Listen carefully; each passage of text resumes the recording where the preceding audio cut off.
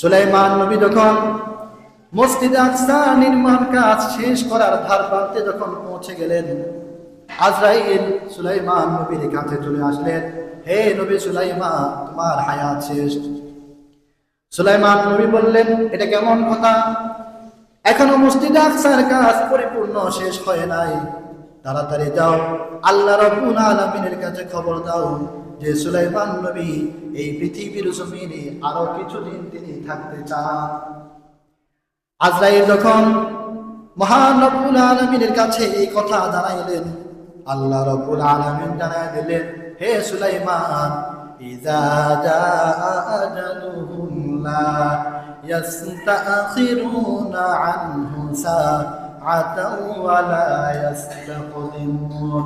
নবী সুলাইমান, মানুষের মন যখন চলে আসে, এক সেকেন্ড আগেও কারো ইন্তেকাল হয় না, আর মত যদি চলে আসে এক সেকেন্ড পরেও তার ইন্তেকাল হবে না। যথা সময় তোমার ইন্তেকাল হবে, অতএব হায়াত বাড়ানো যাবে না। সুলাইমান নবী বললেন, আমার ইন্তেকাল যদি এখন হয়ে যায় তাহলে জিনেরা তো বাকি কাজ শেষ করবে না।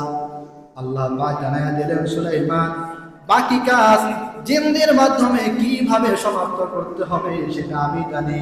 তোমার হায়াত শেষ, আর পৃথিবীতে তুমি থাকতে পারবে না। আল্লাহ রাব্বুল আলামিন সুলাইমান নবীর জান কবজ আজরাইলের মাধ্যমে এমন ভাবে করলেন, পবিত্র কোরআন বলে সুলাইমান নবী মসজিদ আকসার মেহরাবের মধ্যে এইভাবে লাঠির উপর ভর দিয়ে দাঁড়িয়ে আছে, এইভাবে তাকিয়ে আছে। তাকিয়ে তাকিয়ে দেখছেন জিনেরা কাজ ঠিকঠাক মতো করছে কিনা। ঠিক এমন সময় আজরাইল সুলাইমান নবীর ভিতর থেকে রূহটা যখন নিয়ে গেলেন, আল্লাহ রাব্বুল আলামিন অলৌকিক নিদর্শন মানুষকে দেখিয়ে সুলাইমান নবীর রূহ কবজ হয়ে গেছে, জান চলে গেছে। কিন্তু সুলাইমান নবী এইভাবে তাকিয়ে আছে, পৃথিবীর কোন মানুষ যদি দেখে সে মনে করবে সুলাইমান নবী জীবিত। সুবহানাল্লাহ। ফালাম্মা খাররা তাবায়্যানাতিল জিন্নু আল্লাউ কানু ইয়ালামুনাল গায়ব।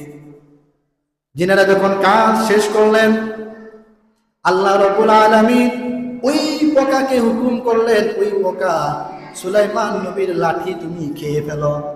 ওই পোকা সুলাইমান নবীর লাঠি খেয়ে ফেলতে ফেলতে অনেক উপরে চলে আসলো। জিনদের কাজ সম্পন্ন হয়ে গেল, মসজিদ আকসা নির্মাণ সমাপ্ত হয়ে গেল। আর সুলাইমান নবী সাথে সাথে যে লাঠির উপর ভর দিয়েছিলেন, ওই লাঠি ওই পোকা খেয়ে ফেলার কারণে সুলাইমান নবী জমিনের মধ্যে পড়ে যায়। জিনেরা সুলাইমান নবীর পাশ, সুলাইমান নবীর দেহ চেক করে দেখে এই সুলাইমান নবী এখন ইন্তেকাল করে নাই।